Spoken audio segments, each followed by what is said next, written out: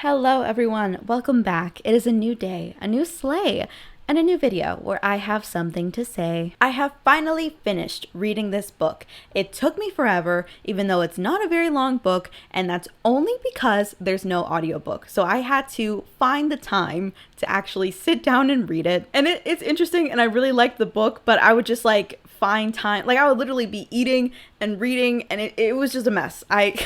So the book that we're going to talk about today actually was supposed to be for July. I bought this in 2023 when I originally was going to start my YouTube channel, but then I got busy and nervous and scared and I didn't do it. As I mentioned in earlier videos, July is Disability Pride Month, so I did want to read this book and post the video in July, but I didn't end up doing that because I got really busy and I'm really sorry, but now is as good a time as any. So without further ado, today we will be talking about You, Me, and Our Heartstrings by Melissa C. So this book is I think a middle grade, it's for a pretty younger audience compared to young adult. I picked this up because I like the cover art. Hold on, let me show you. I have a little bit of a glare, so I apologize, but I really enjoyed this cover art and I saw it at the bookstore and I really liked it. It was in a specific section for main characters that have a disability, so I thought it'd be really interesting to read. So that's why I got the book. So as a little bit of a spoiler-free summary,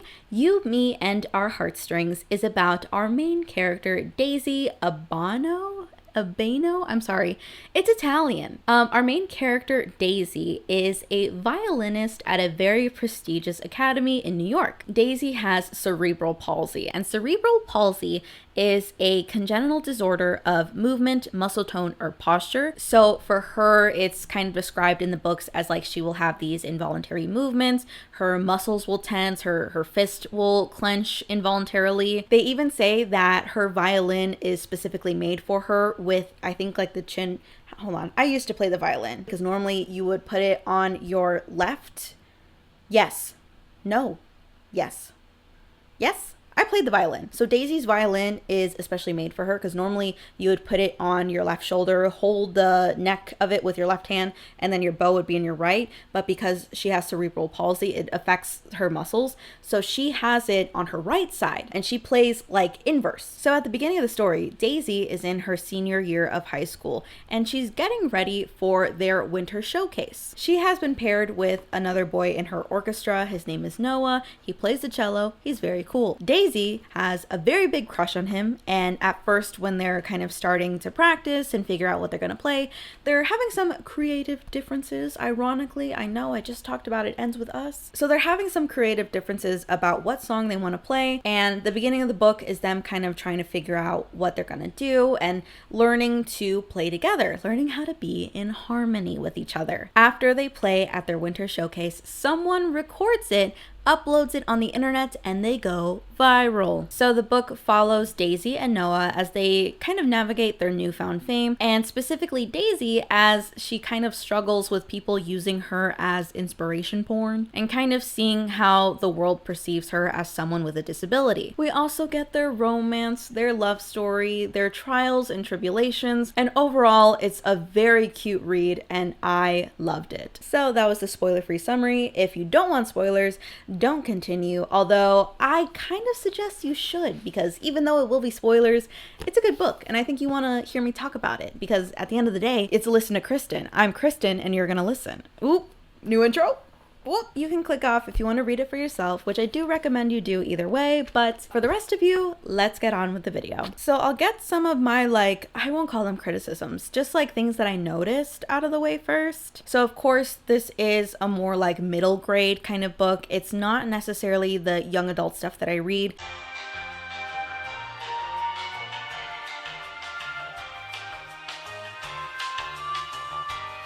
What I noticed initially is that the pacing is a little fast. This book takes place over their last semester of their senior year, and then it fast forwards all the way at the end when they're in college. So it's a little bit fast in terms of not necessarily the timeline, but also just the progression of their relationship. I would have liked if it took a little bit more time, although I do understand because at the beginning of the book, we already know that they kind of like each other and they're silently pining for each other. And that's fine and that's good. Me personally, I'm a slow burn. I love a good slow burn. Don't rush me into it. Talk to me nice. give me a little kiss on the cheek, something nice, something gentle, and then we can get into it. This book was a little fast with it, and honestly, it had like a scene that I was not expecting. I'm gonna talk about it in a little bit, but so that was what I initially noticed, and otherwise, like, some of the dialogue does feel very like, I think like Girl Meets World, where it's just like, these are very obviously younger people. You failed me. Why don't we talk about this after class? What's there to talk about? You failed me. You think I'm a failure. Which again is not bad, because considering the overall themes, topics that this book talks about, it needs to be for a younger audience. So I will take what I have. I will appreciate the fact that this is made for a younger audience, even though it's like, you know, dialogue wise and pacing wise, I can tell it's for a younger audience. This book should be. So some of the other themes that they talk about in this book, besides Daisy and her cerebral palsy, is Noah and his struggles with anxiety. In this book, Noah is diagnosed with an anxiety disorder, and we've seen him have a panic attack, and we see him kind of go through the struggles of getting treated for anxiety. Now, I think I've talked about it in other videos, but I am actually diagnosed with anxiety. I don't take medication for it currently. My experience reading this book as someone that has gone through the process of being medicated, going to therapy, I did kind of like, the only reason I kind of like didn't necessarily get down with it very well is because Noah goes to a psychiatrist to get his prescription. In my experience, the psychiatrist will ask you like, you know, pretty like vague questions like, how are you feeling? And it's mainly to just field if you're having any side effects from the medication they give you. But they are essentially just the person that gives you your meds. They're not the therapist, and they're not really gonna like work through like some coping mechanisms for you. It's just chemical what the psychiatrist does. So in Noah's sessions with the psychiatrist, it feels very much like therapist-y, which I just didn't feel was very accurate. But again, that's just my personal experience. I'm not sure. Maybe other psychiatrists are different. But in my experience, it was two separate people, and I see it kind of like meshed into one character in this book. So for me, I was just kind of like, but again, it's not detrimental to the story.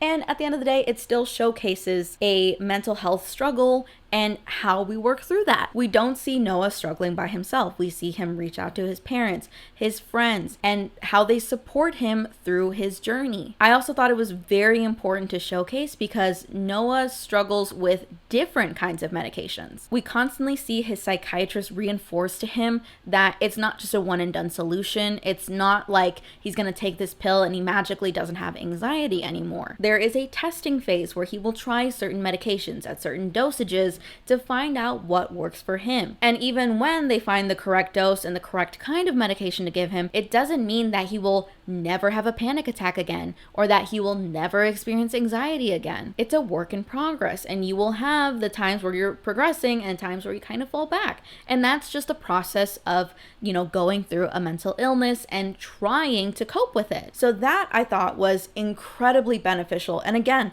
the fact that this is for a young audience is so beneficial for them to have this depicted, to have this reinforced that not only it's hard to come forward and say when you need help. As a society, we don't necessarily do that all the time. So to see Noah kind of like go out of his comfort zone, know when to ask for help, and then see him struggle to realize that, hey, this is not a one and done solution. I have to actively go through my recovery. Because I think so often we see like with mental health that it's like, oh, I went to a therapist for a session and I'm suddenly better. I suddenly know the root of all my issues and therefore I don't have them anymore. To see this struggle and this process in its entirety with all of its trials and tribulations is incredibly beneficial, especially for a young audience. I did really like the implementation of that. Like in general, this is just a friend group that is very normalized with therapy, which I thought was beautiful to showcase. I also thought it was nice to showcase because when we see Noah, again, prior to him like reaching out for help, we see that he struggles with being a perfectionist. In his family, both of his parents play orchestra instruments along with his two brothers, and we see his like internal struggle that like he really thinks that he needs to outperform and like do his best constantly and constantly go above and beyond expectations. And we see that kind of juxtaposed with how his family treats him, where you see very obviously that Noah's parents, his brothers, don't expect him to be this like child prodigy. They don't expect him to work himself to death just so that he could be a good cellist. They're incredibly supportive of him, and they view him as a person outside of being a cellist. So it's like us as the reader, we know that if Noah was to come forward and talk about his issues, his parents, his family, his friends, everyone would be so willing to help him. But we see how he struggles because he thinks that they have these expectations of him, even though we as the reader can perceive that they don't. So there's a lot of subtext going on, and I was like, ooh, okay.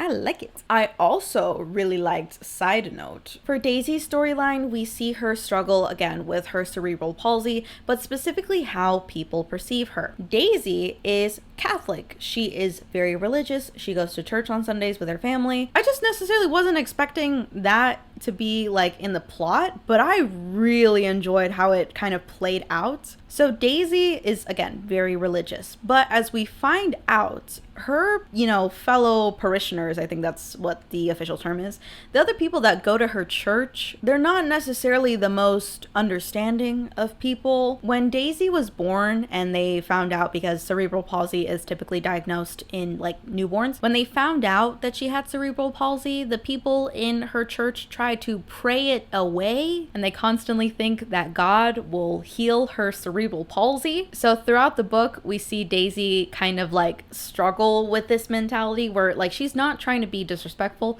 So when people talk down to her in that way, she like doesn't rock the boat. She just takes it. She's like, okay, well, they just don't know any better. It's fine. I can work through it. So this is her mentality beforehand at the start of the book. At the turning point in the story after she goes viral, we see a change in her, specifically in how she confronts people that view her in this way. And this also coincides with what this book is trying to say about people with disabilities. So the rhetoric in our society, the way that we typically approach people with disabilities is to treat it as like almost as if it's not there. It's kind of in the same way that like the first wave of like people becoming more aware about race and racism was to say like, oh, I don't see race. I don't see you as different from me. But now we can recognize that even though that sentiment comes from a good place and good intentions, that it's not correct, and it's definitely not an accurate statement. To say like I don't see color, or to say that I don't see you as disabled,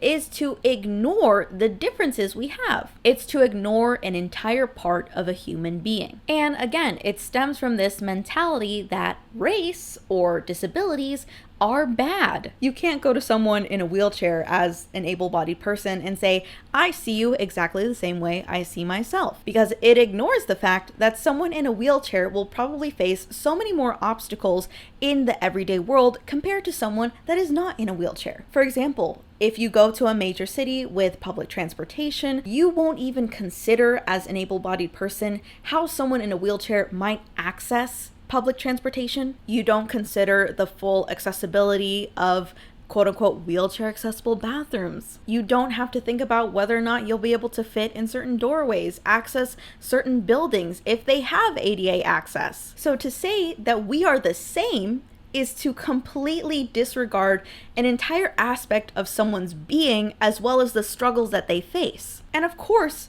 there's nothing wrong with disabilities. Disabilities and having them are not bad. And to acknowledge someone's disability is not being mean or rude in any way. What's important as able-bodied people is that we recognize the differences that we have, and we be more vocal about making our world more accessible, recognizing the disparities that people with disabilities face, and directly implementing more accessible features in our everyday world. This could be something very simple. For example, if you post on the internet, if you're a content creator, making videos that have captions makes it more accessible. If you put alternative text on your photos, so someone is using like a feature that will describe what they're seeing on screen, can actually describe the image, makes it more accessible. And then of course you can get even bigger than that when you're talking about like our general world, government wise, advocating for more crosswalks that have like actual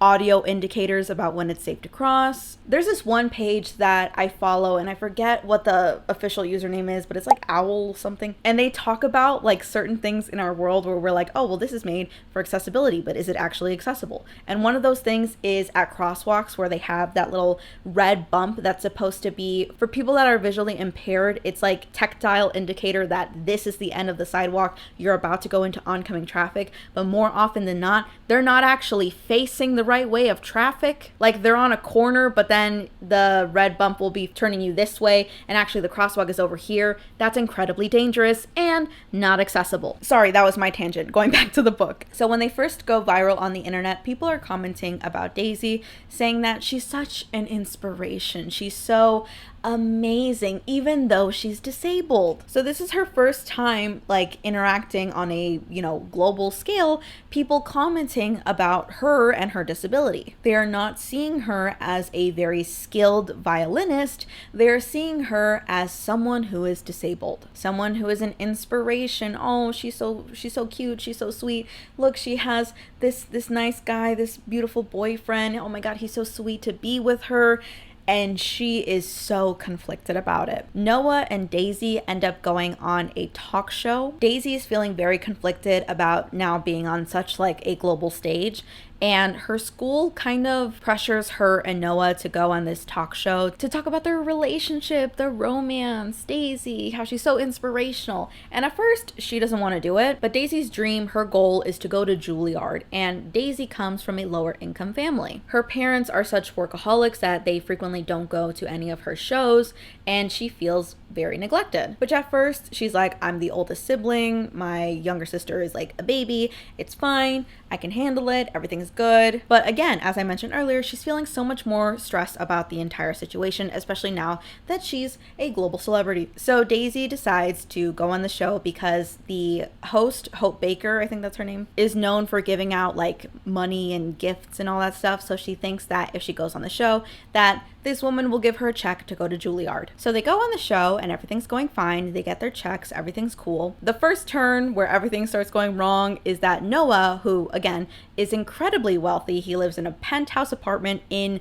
I think it's like Manhattan, I don't know, New York, but he's rich. He's very, very rich. When he gets his check from Hope Baker, he offers it to Daisy and says, hey, I don't need it. You need it because you are poor. Take this check. And I feel bad because I understand Noah's perspective. He's the kind of person that is like, how much does the entire world cost? Let me write a check so I can give it to you, my darling. He's a very acts of service kind of guy. I'm very acts of service kind of girl. I get it. I understand where he was coming from. But for Daisy, it's having her rich boyfriend throw in her face that she's poor and that she needs the money more than he does. So she refuses his charity. She's already like upset about this. And then they go to talk to Hope Baker and she's like, you're disabled. Did you know that? You're inspirational because you're disabled. Daisy is like trying her best to get through the interview, but she's obviously very like stressed, nervous, on edge about the whole thing. And then Noah comes in and he says, you know what, Hope? I don't see her as disabled. And he thinks he's doing something good, but then it goes horribly. Daisy calls him out, runs off stage, breaks up with him, and their relationship ends. What I really like about what happens after they break up is the fact that Daisy goes out of her way to say that it's not her job to teach Noah what he did was wrong. They're in a relationship together, and she is disabled. And he needs to A, recognize that, and B, educate himself on how to interact with someone with a disability. Because yeah, ignorance is a thing. You don't know what you don't know.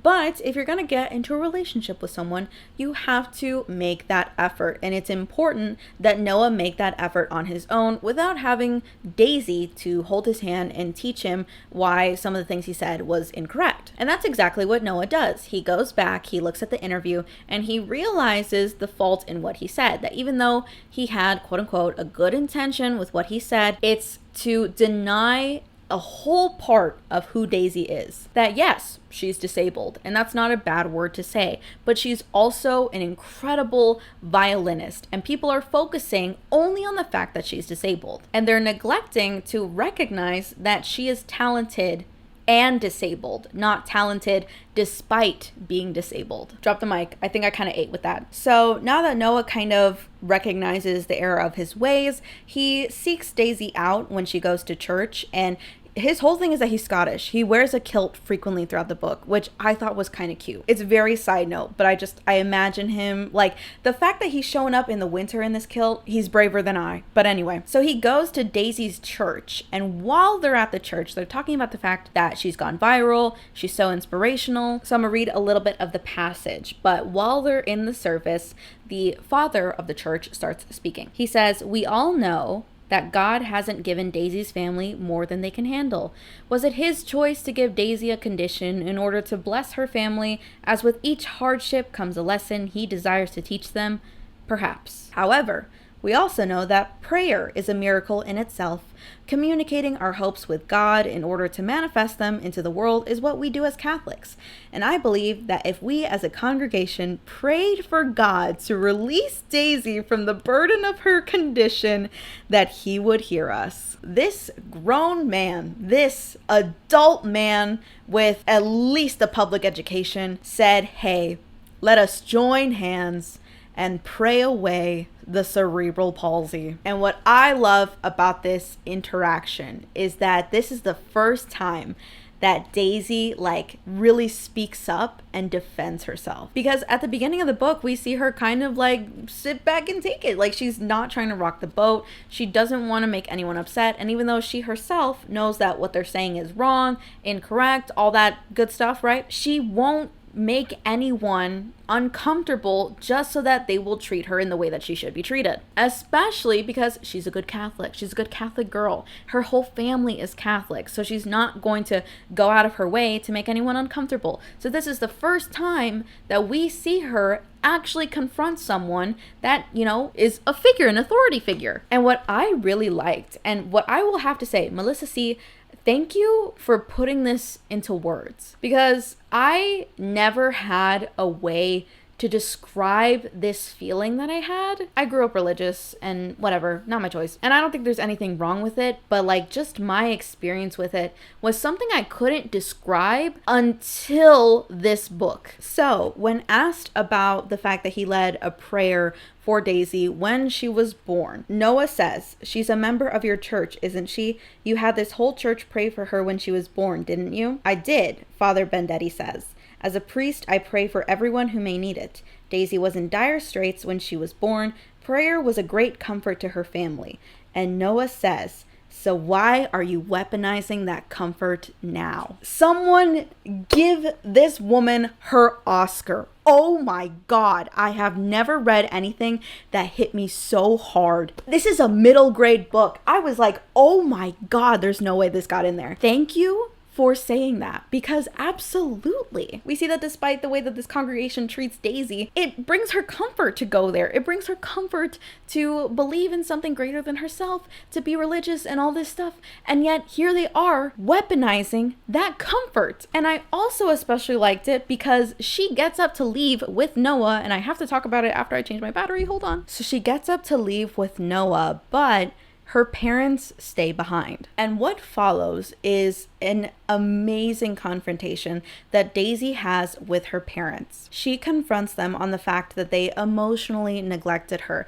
And it's really hard to read because, again, as we go through the book up to this point, we see how much her parents care for her, how loving they are, but we do see that they're just not as present in her life. And we want to feel bad, especially me reading from an adult perspective. I empathize, I understand what they're doing and why they're doing it. But you still understand that Daisy, as a child, still needs her parents around, and her feelings about being neglected and abandoned are still valid. So she confronts them on their emotional neglect and the fact that they didn't really back her up, because again, they let her leave, but they didn't go with her. They didn't really say anything to the priest, and they even expressed disappointment in her for confronting him and being quote unquote disrespectful. This whole confrontation is just so sad because it's like you see the disconnect and you see that like even her own parents, despite the fact that they have a child with a disability, are like not as aware as they should be. So by the end of the book, we see that Daisy is now going to therapy and she's really getting to the root and talking about her issues as, you know, being a child that was emotionally neglected and how she's slowly repairing her relationship with her family. And part of that is by taking herself out of the equation. She now goes to a different church led by a priest that is also disabled and is definitely much more like open and welcoming, as a good Catholic should be. You know, in my personal opinion, I don't know, but maybe I would anticipate that would be a good Catholic thing to do. And it's not necessarily like this magical happily ever after with them. And I really did like that, again, despite the fact that they're Daisy's parents, they're not like these beacons of like hope and understanding, and they have their own things that they need to work on. Let me just reiterate in case anyone forgot, this is a middle grade book. This is meant for young children. All the subtext, all the nuance, all the layers in this book. Oh my god. And need I mention, this is the scene that I was not expecting to be in here. Daisy and Noah almost get like intimate. And she's like, no, I want to wait. And he's like, okay. But that was a scene in here. And I was like, oh my god. I was not expecting that. I mean, it's not like a really big thing that they dwell on, which again is great. I mean, I would have been kind of like weird if it was like this whole thing. But the fact that it was in there was, again, relative to the characters' ages, what they're going through, and you know, they're kids in a relationship. But overall, I really enjoyed this book. And at first, I thought it was going to be similar to the experience I had with Flip the Script, where I was like, it was really juvenile, it was for kids, obviously, it just wasn't my vibe, whatever, the material, blah, blah, blah. This was, oh my god, definitely exceeded any expectations I had. It had so many like nuances and layers, and I couldn't have asked for a better read in the middle grade genre. So overall, I give this book, I'm gonna go ahead and say a 5 out of 5. I really, really enjoyed it. I will say that I do think the ending was a little fast and a little like, I'm not really understanding, because the way that Daisy confronts people like being misinformed about her disability is to make another video of their musical performance that they did at the Winter Showcase. We never see the impact that that video had, other than like, it probably got her the full ride scholarship into Juilliard. We never see the impact it had like socially, where people are like, oh yeah, I'm being more aware of how I talk about people with disabilities, which again could be more like true to life in terms of, you know, obviously the internet doesn't just suddenly change their opinion overnight. It was just like, there was a little bit left to be desired in terms of the ending. I wanted to hear a little bit more from them, especially like going from the ending to suddenly the epilogue and they're in college and they're all successful and all the good stuff. But I did overall like so much more about the book, especially with the content and every nuance and layer that went into it. Highly, highly recommend you read this book. Melissa C has some other books that are out, so definitely go check those out. Again, You, Me, and Our Heartstrings is pretty cute. So yeah, overall, I would say that this book is definitely worth the read. And I think like some of the lines in here are definitely ones that will kind of stick with me. So yeah, be sure to check out the book and let me know what you think. If you've read this book or any other books by Melissa C., I would love to hear it. I know this review was kind of quick, kind of short, but it's just like, this book is just good. I just like it. I'm like, oh, I finished it, I think like last week, and I'm still like, that was a nice read. But anyway, that's the end of the video. Thank you so much for watching. Let me know what you think. Be sure to like and subscribe. So many of you guys aren't subscribed, which I'm like, okay, I guess, but I would really like if you subscribed, because I like interacting with everyone. I like seeing you guys. It's like we have our own little club. But anyway, I have 2 minutes left on this SD card. So with that, that's the end of the video. Thank you so much. I need to go stretch my legs now.